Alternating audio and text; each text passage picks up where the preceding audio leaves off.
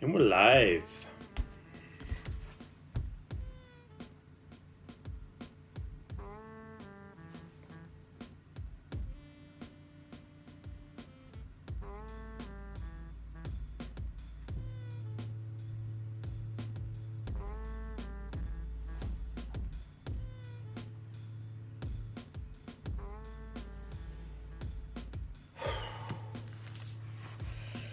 Good afternoon, good morning, good evening, ladies and gentlemen, wherever you are, whatever time it is for you right now. Just know that you are locked in on To The Point with Skip. and the King. You guys know where to find us by now.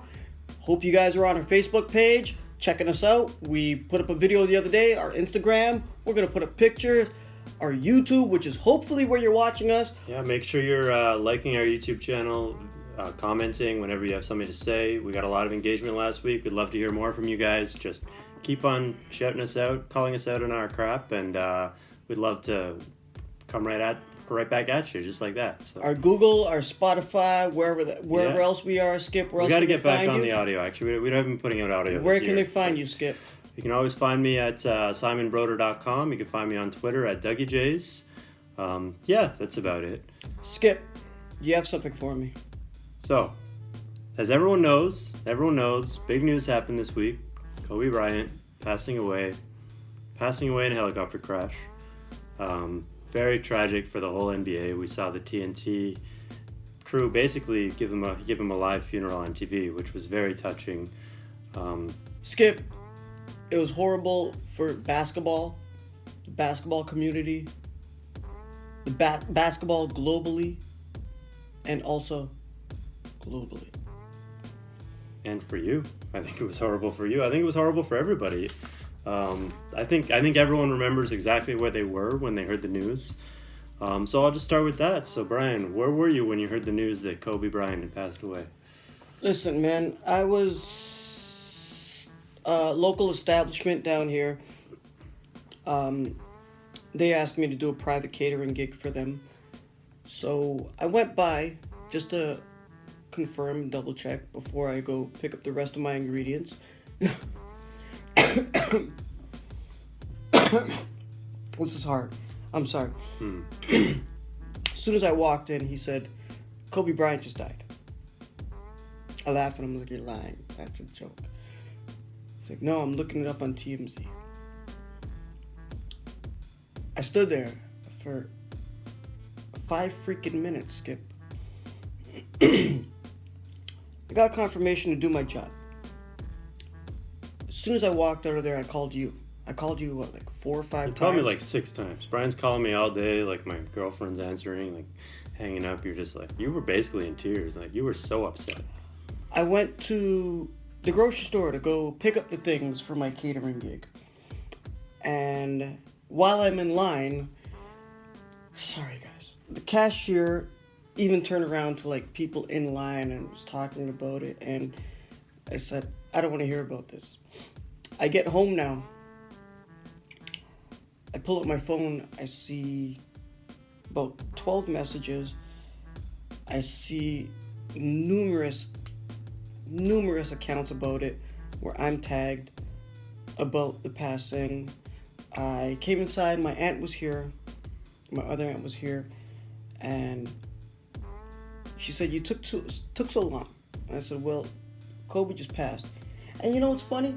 She turned to me and said, yeah, LeBron passed Kobe last night, which is the game that you and I watched together. Yeah. That's what I thought everyone was talking about, yeah. Yeah, that's what we all thought. And no, we put it on the TV.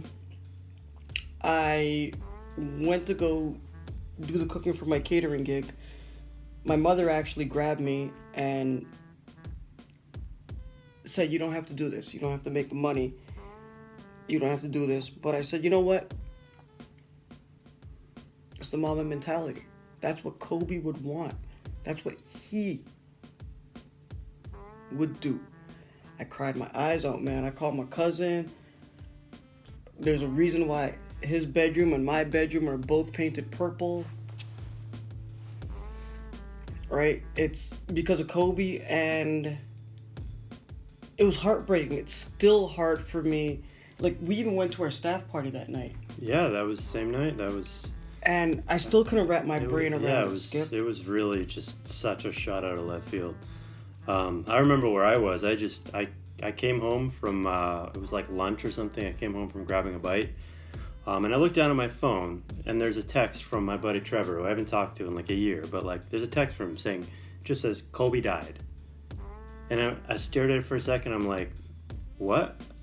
I don't believe it. Like I just didn't believe it. I was like, you're trolling me or something.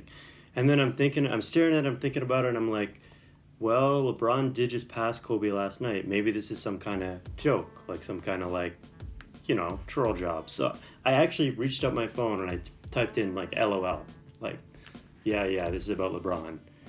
And then I paused and I was like, no, I can't send that text if he's actually dead. So then I went over to Twitter, I started looking around, and that's when you saw all the reports. None of it was confirmed. It was still like 1 o'clock. I think it was 3 o'clock. It wasn't till about 3 o'clock that it was confirmed that he had actually been in the plane. 3 o'clock. But around 1, I think this is 1:30, I was just looking at Twitter, and there was just a lot of noise, and you start thinking, like, I don't think this many people would be talking about a fake news story. And that's when I just was like, wow. And you just realize, because for me, I just didn't think it was believable. I just didn't think Kobe is such a larger-than-life figure that you don't even think of him as human. You don't even think he's the kind of guy who could die. You think he's superhuman. You think you just think he's like an robot. Avenger or somebody, or like, yeah. Even more so, I mean, the one thing that I did think about immediately, my mind immediately flashed back to when Roy Halladay died in a plane crash about a year and a half ago, I think it was. My favorite Blue Jay. Yeah, of all time. Like, your hero's Kobe, my hero's Roy Halladay, and it was almost the same thing where it was just you turn on the news one day and it was like, what? I still don't believe Roy Halladay died. It's crazy. And both of these guys, I think they were the same age. They were about 41. Yep, they were about that. And just unbelievable. And I must say, I want to say one thing about how the NBA community responded to Kobe's death. Obviously, he's a megastar. He's unbelievable. Like, basically the biggest celebrity death since Michael Jackson, maybe. Prince. I'm a Prince fan. I know you're a Prince fan. I think Michael Jackson was bigger. I think Kobe was bigger than Prince. But yeah, and I just think the NBA did it right? I think they actually really made a big deal out of it. Because when Roy Halladay died, it was in the off season. Yeah. And there were tributes. There was some talk about it. There was some sadness, and there was a moment of silence at the opening day game the next year. Well, with Kobe passing, it was a great idea of your Raptors coach, Nick Nurse, the Toronto coach, to bring forth the idea of having a moment of silence for 24 seconds and running down the shot clock. Yeah, during the game. Right at the beginning of the game. He asked Popovich, and you know what? If Popovich signs off on that, you know it's a good idea. Yeah, know it's a great idea. A lot of the other teams did it. There's been that back and forth, and it was a great tribute for that day, even though a lot of us, our heart was not into the game. Yeah, I mean, there was all this stuff on Sunday, but all week it's been remembering Kobe. It's been the Lakers game getting canceled. It's been the live tributes. It's been everyone talking about him on. Shout out to Marc Strong the other night on the Raptors for voicing over the tribute to Kobe during the Raptors game when the mascot actually wore the Kobe jersey. Yeah. This one right here. Yeah, it's been a hellacious few days, Skip. Yeah, well, it just reminds you that this stuff happens, and you're never above it. And also reminds you that maybe flying around everywhere is dangerous. Because you always think about all these NBA teams are on planes every day, and you just never want to imagine the worst. And obviously, and we haven't even talked about Gianna, but or the other seven people. But that's been covered in lots of other shows, so I don't want to get too deep into it. But just a big shocking moment from the NBA universe, and there's nothing really to say about it.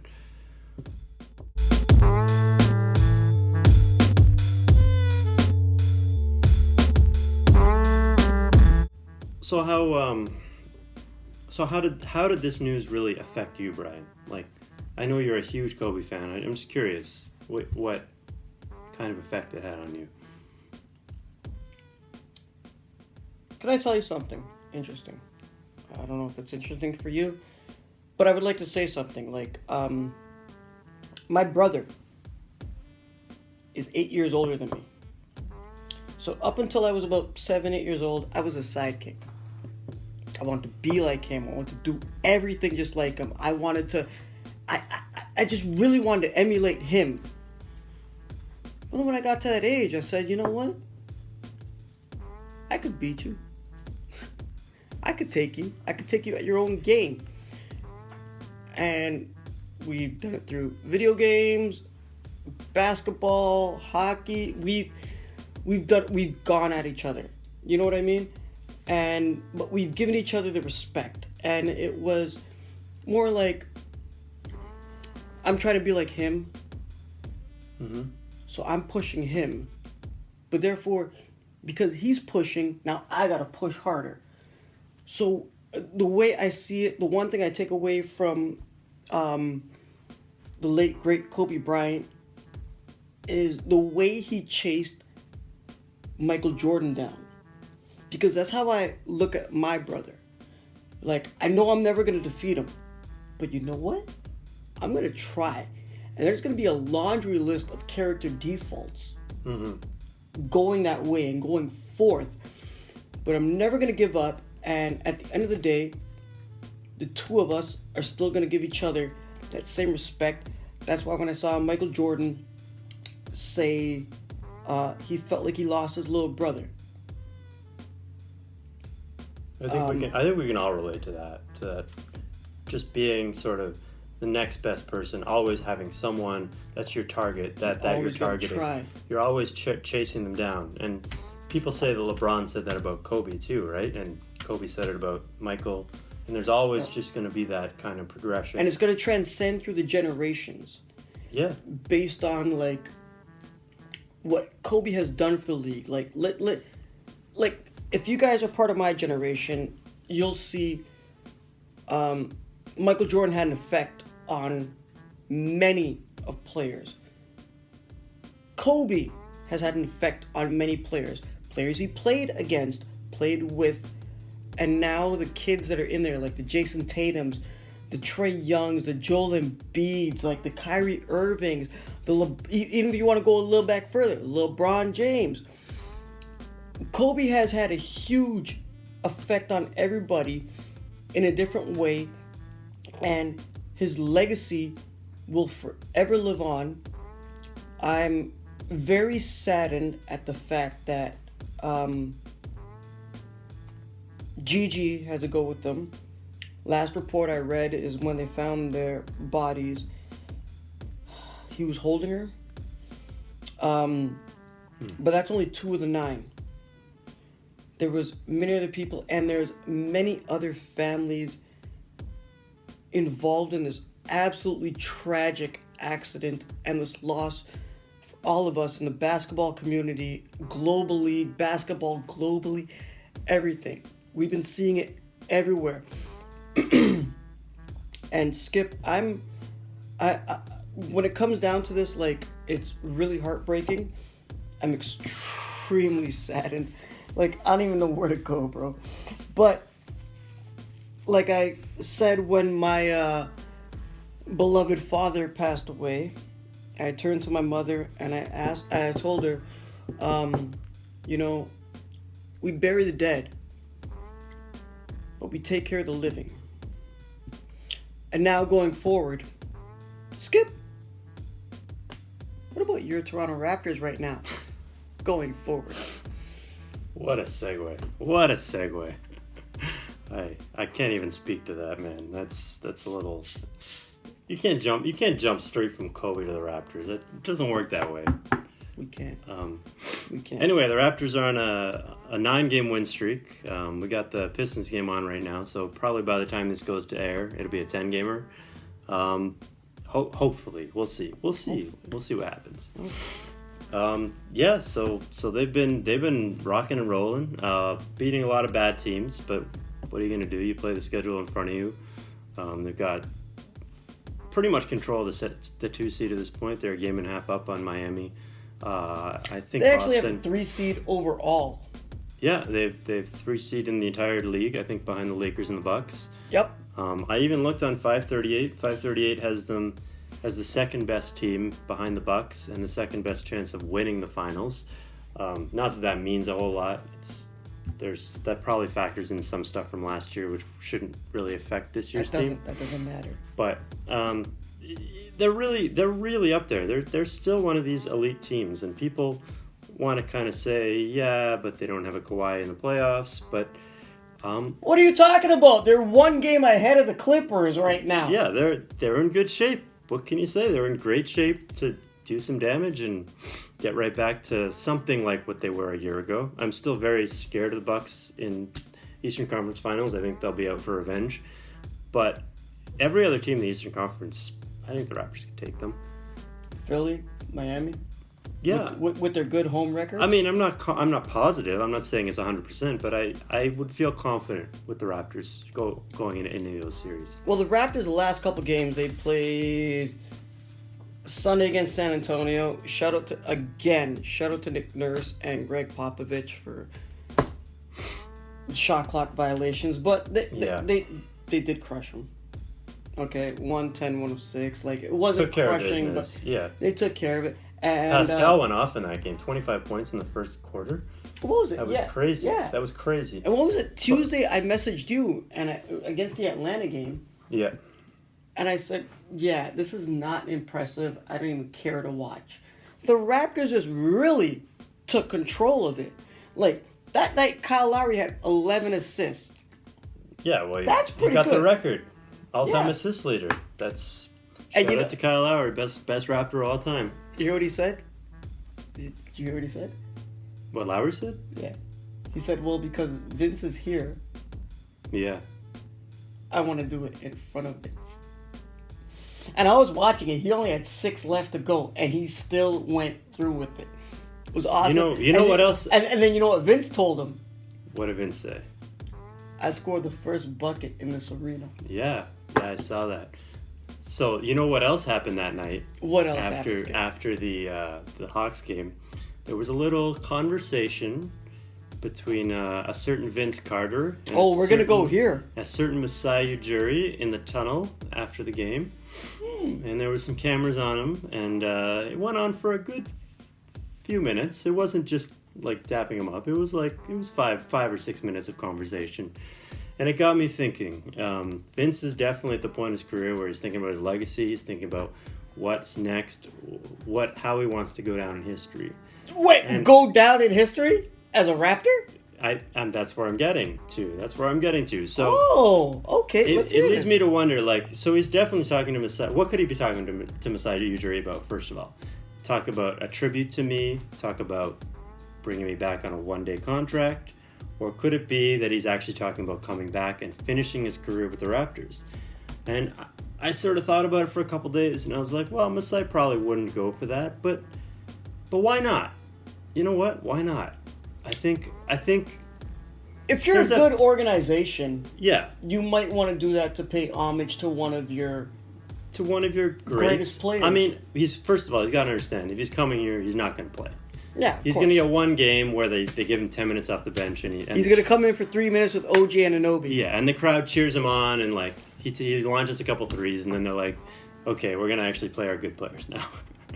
But if you bring him back, I mean, I was just looking at a trade today. The Raptors trade Stanley Johnson to the Hawks for Vince Carter. Straight up, no picks, no nothing. The Raptors get their franchise icon back in the fold for the end of his career. Mm-hmm. Give him a tribute. Give him all they need to do. They actually saved $2 million on their payroll this year. Who would you give up? Stanley Johnson, I said. Really? Stanley Johnson for Vince Carter, straight up. They saved $2 million on the payroll this year. They saved some money on Stanley Johnson's contract next year. They don't seem to be interested in playing him, so I don't know why they're paying him. And the Hawks, no one loves Stanley Johnson, but he's probably going to do more for you than Vince Carter. Hey, Trae Young could do a lot more for the Hawks than anybody else. Well, and the fact is the Hawks don't play defense, and Stanley, at least, he's not really an NBA player, but at least he can go out there and try on defense, and maybe they see something there. He's still pretty young. It's not really a value play for the Hawks. It's just, why have an old guy when you can have a young guy? at this point in his career, right? Because Vince isn't even playing for them. So I think it works perfectly. I think it's there's no reason for the Raptors not to want to do that. There's no reason for the Hawks not to do that. And as a Torontonian and you as a Raptors fan, you definitely relish and love for Vince to come back. Yeah, I mean it's just symbolic. It's just like we forgive you. It's over, and it would be just absolutely amazing. Like he put Toronto on the map. Yeah, and I really thought it wasn't going to happen because I think a lot of people were saying 2 years ago, 3 years ago was when they were expecting him to actually go on this sort of retirement tour. But now he has announced this is last year, if I'm not mistaken. He really is at the end of the road. And it really would just be nice to have him for 20 games, and just... Not even 10 games. Yeah, I was even thinking, like, what if they signed him to a 10-day? Like, who knows? Okay. We'll see. Skip, that sounds all great. That sounds all gravy davy. I don't know if you guys remember that cartoon. But now with the Raptors on their 9-game winning streak, before they get to the All-Star break, last week we were telling you guys, I picked what, 9-1, and you picked... I picked 8-2, I think, yeah. 8-2? Okay. It's looking pretty good. We're both looking pretty good right now. Yeah, we look great. Look at us. Right? Everyone watches us for our looks. So, tonight they have Detroit. In Detroit. Okay? I see that as a win. You guys will know the results before we will because that game's going on right now. As we speak, they're whooping them. It's 62-49. Sunday, before the Super Bowl, which, are you coming by before the Super Bowl to watch this game? I might be here. It's right here in Toronto against Chicago. It's an early game because obviously the Super Bowl is going on. Then Wednesday, they're playing Indiana. Friday, they're playing Indiana. It's a home and home. That one will be an interesting this series, is where Depot's back, right? So that'll be an interesting two. The Black Panther is back. Yeah. This is why you and I were saying, Skip, this might be the one loss, at least, between those two games. But that's literally the only team above 500 they played. Next 6 games. Yeah, because they're playing Brooklyn twice, and then they're playing Minnesota. How do you feel going forward with the Raptors? Like, do you think the players that are playing right now, are they really affecting this win streak, or are the Raptors just taking a back seat? Even still, like big name players like Marc Gasol. Well, Gasol's hurt right now. Well, what are you thinking about all of this? Like, well, Gasol's hurt, so I mean that sort of puts a damper on things, right? Because Gasol's down, got that hamstring injury, tweaked it again. That's really concerning to me because I think.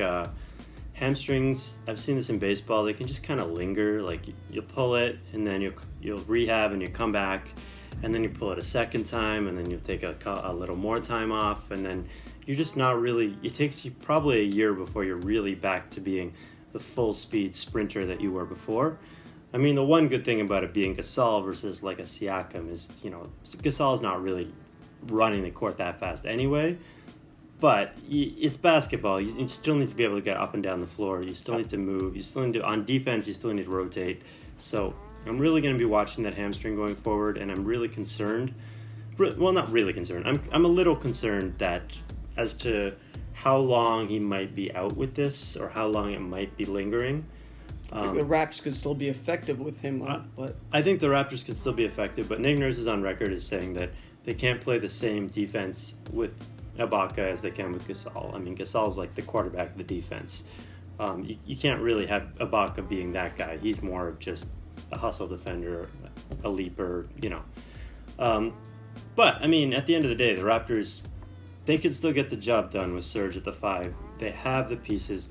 They're a really deep team. They're a really strong, even with Gasol out, they're a really strong defensive team. Overall in the season, they're elite defensively, second in the league in defensive rating. And you look up and down this team, and for all that people say that the Raptors are a pretty good team with some pretty good players, all-star caliber. I look at them and I say, wait a minute. When Gasol's healthy, they got Gasol. He's a Hall of Famer. Yeah. They got Lowry. People are starting to make noise about him for the Hall of Fame. That's possible. And then they got Siakam, who's Could eventually be you a know, Hall of Famer. if he keeps going, give it 10, 15 years, he's got to really look at the rate at what he's gone yeah. through. Yeah, if he can keep growing and keep developing. G League Finals MVP, NBA champion, most improved player. This year, who knows what he could be? Yeah, and I'm just looking at last year's team, and I'm thinking, for all that the people said that the Raptors were a team that just, took advantage of a hurt Golden State team, weren't really that good. What if in 10, 15 years we're looking back and we're saying they had 4 Hall of Famers in their starting lineup? Like, I don't know if that's going to be the case, but imagine that. I'd say Vince before that, but anyway, go on. What does Vince have to do with that? I'm just saying, Kawhi and Gasol are easy Hall of Famers. Easy, yeah. And then Lowry's borderline, and then who knows where Pascal could end up. So they've got some really good players. I think it's time for people to stop underrating this team just because their guys are a bit older, or because they're, a Lowry puts up 20-7 instead of like 40-6 like James Harden. Yeah, that doesn't matter because it's a team game. Yeah. It's a team game. It's a team game, and they play really great team basketball when they're at their best, when they're clicking. Skip, I got a problem. I've spoken about this before, but the down south American media, with the way they discredit your Toronto Raptors, the Raptors could actually do some damage, make some noise. Yeah. Coming up, and with this streak that they're on, and since last time we said 9-1, you said 8-2 before the All-Star break, the Raptors can actually make some noise. It's a definite possibility they could actually take first in the Eastern Conference. No, it's not. It's a possibility. No, it's not. They're only 4 games behind. They're 8 games behind. 35-41, so 7 games behind. There might be 7. They might be They're 7. It might be 7 now. Actually, they're 7. I'm sorry, guys. I might have some faith in you, Raptors fans, and your team. I'm not worried about the Raptors. I just think that Milwaukee's got such a stupid lead that it's not even a conversation. Okay. Yeah. I don't have much to say about that. Okay, so Skip. As we're heading out of here, I would like to say something. Congratulations, Kyle Lowry. 6 straight All-Star games. All-Star selections. And over the last 3 years, you did it with 3 different players. Yeah. Yeah. This year him and DeRozan. Siakam. Last year, him and Leonard. The year before, him and DeRozan. Congratulations. That is amazing. That is astounding. That is actually beautiful. Like, I guess you are what people say that you are Toronto's top dog. We'll give you that. People overuse the whole winning player thing, but there's no arguing that the Raptors got good when he showed up, and they've been good ever since. And every single other person in the organization has turned over except for Kyle Lowry. Yeah. MSI Ujiri, I guess. But the coaches are different, the players are different, and the Raptors are still good. Even if he only puts 16 points a night or 19 points a night or whatever he's scoring this year, he just gets it done. And I remember his first All-Star year, people were like, yeah, this is a terrible All-Star pick. I don't know why people picked him. Because they just look at it's a numbers-driven league, and people just look at points, and they think, oh, Kyrie's a great point guard because he scores 25 or whatever.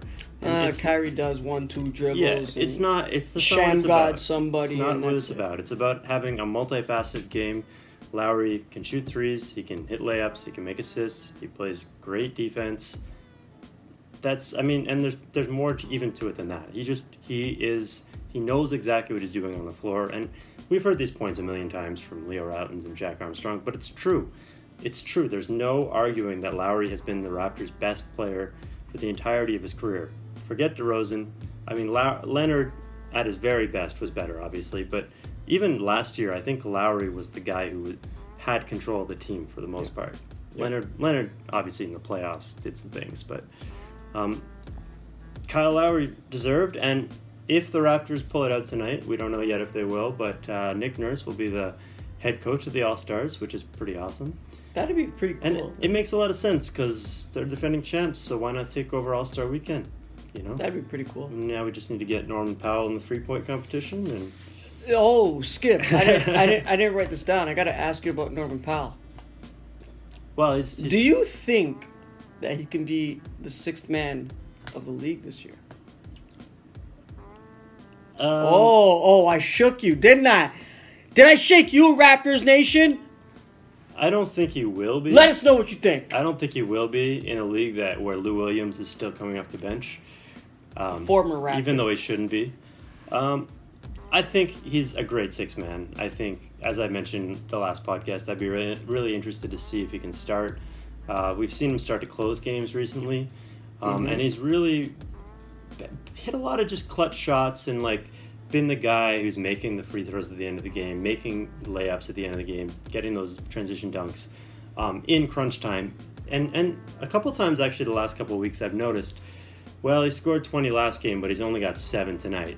And then he'll go off and hit 2 threes and a dunk. And it's like, oh, wait, 15. Which is exactly what you want to see. So I think he's really emerged as the kind of player the Raptors need him to be. I think he's been the breakout star that a lot of people thought that OG Anunoby was going to be this year.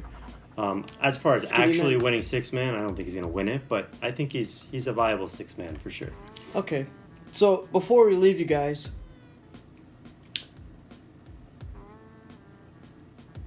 can I have one last thing to say?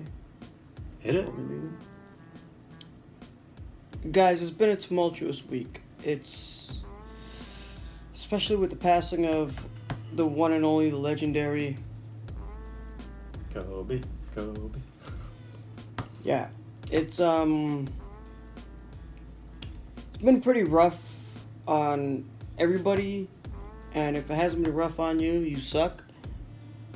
I just want to say it's very tragic that the Mamba had to pass away to not bestow his knowledge on everybody, because there are so many NBA players that have taken on his mentality and they're doing amazing. There's so many random people that you know that have taken on that mentality and utilized it to the full extent. It's a bigger shame that he had to pass away with his daughter. It's a bigger shame. Yeah, that sucks. Yeah, I know, right? Because, Skip, remember last month I showed you a mixtape of Gigi? I was telling you I was watching it, and I was like, yo, check this out. The girl could ball. She could probably bust my ass. Not to mention the families. Not to mention the pilot, because that must have been a lot on him. Also, our former Finals MVP winner, Kawhi Leonard, he flown with them. Yeah, I saw that. And now, I heard, the last report I heard is he does not want to fly in a helicopter anymore. We knew this was Kobe's bread and butter. We knew what it is. But instead of looking back, let's look forward, ladies and gentlemen. Let's look towards what we can do, how we can do it, where we can do it, when we can do it, and why we're going to do it. I think that is the best lesson that Kobe has bestowed upon us. If it wasn't for Kobe, we would not be sitting here. It's true, Skip. You know, Kobe affected me, so yeah. I affected. Yeah, Kobe, right? Kobe's your man, I know that. Right? We would not be sitting here. We hope you guys can enjoy the greatness, the legacy that was Kobe Bryant. We hope you guys send your thoughts and prayers, if that counts, whatever your belief is, towards the families that were involved into the tragic accident. It was absolutely heartbreaking for myself, for you. I could only understand what it would be like for the family. You could only imagine. But going forward, we have the All-Star game, we have your Toronto Raptors, and we have Skip. Okay, guys? All right. On behalf of myself and the skipper, good afternoon, good morning, good evening. Good night. Peace.